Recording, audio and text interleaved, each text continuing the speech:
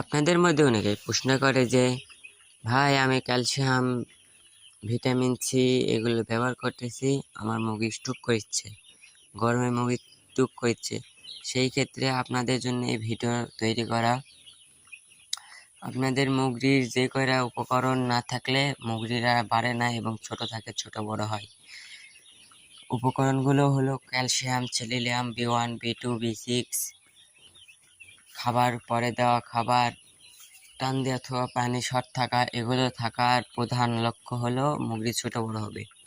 সেই বুঝে ভাইয়েরা খামার করতে চাইছেন, খামার করেন, কিন্তু খামার করে বসে থাকবেন সেই কপালগুলো হবে না। সেইভাবে খামার করেন। আর বলে দেবো আজকের বিষয়টা হলো কি, বিষয় হলো মুরগি ক্যালসিয়াম, B1, B2, B6 এগুলো ব্যবহার করবেন কোন সময় এবং কোন নিয়মে।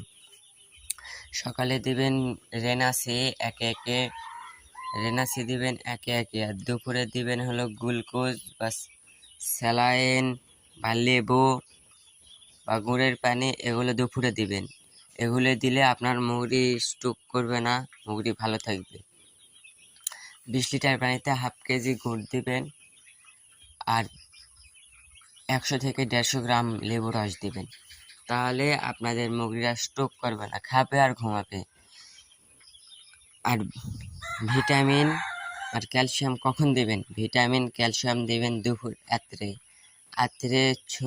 সন্ধ্যার পর দিবেন হলো ক্যালসিয়াম সারা রাত খাবে, সকাল 6টা থেকে 11টা পর্যন্ত হবে B1, B2, B6 খাবে।